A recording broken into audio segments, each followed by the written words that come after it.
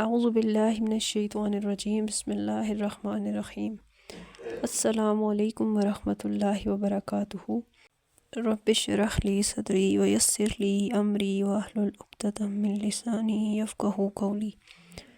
So this is day 9 of رمضان کریم. آج ہم بات کریں گے پارہ نمبر 8 کے بارے میں. اگر اس پارے کے اوور آل پیغام کو غور سے دیکھیں تو یہ ہمیں ایک بہت اہم حقیقت بتاتا ہے.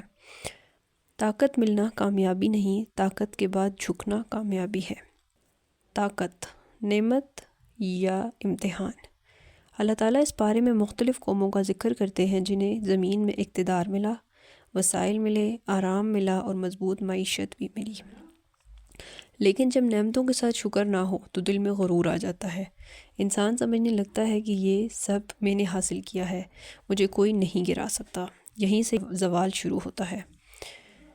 اس سے ہمیں یہ بات پتہ چلتی ہے کہ طاقت ہمیشہ امتحان ہوتی ہے، مستقل کامیابی نہیں.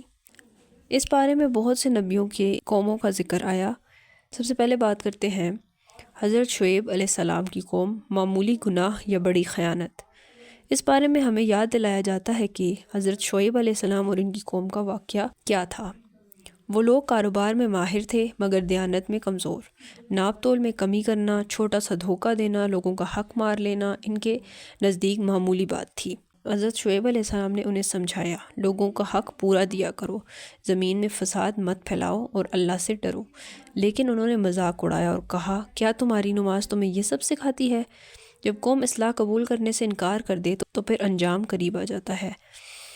اس سے ہمیں یہ پتہ چلتا ہے کہ کاروبار میں بے ایمانی صرف دنیا کا نقصان نہیں، آخرت کا بھی خسارہ ہے. پھر بات آتی ہے حضرت موسیٰ علیہ السلام اور فرعون. طاقت کا گھمنڈ. یہ پارہ ہمیں لے جاتا ہے حضرت موسیٰ علیہ السلام اور فرعون کے مقابلے کی طرف. ایک طرف اللہ تعالیٰ کے نبی، سادہ لباس، واضح پیغام. دوسری طرف فرعون، طاقت، تخت، لشکر اور غرور. فرعون سمجھتا تھا کہ اس کی حکومت ہمیشہ رہے گی. اس نے سچ کو جھٹلایا، نشانیاں دیکھ کر بھی انکار کیا، مگر وہ یہ بھول گیا کہ زمین اور آسمان کا مالک تو کوئی اور ہے. اس سے ہمیں یہ پتہ چلتا ہے کہ جب انسان خود کو سب سے بڑا سمجھنے لگتا ہے تو اللہ تعالیٰ اسے اس کی اوقات دکھا دیتا ہے.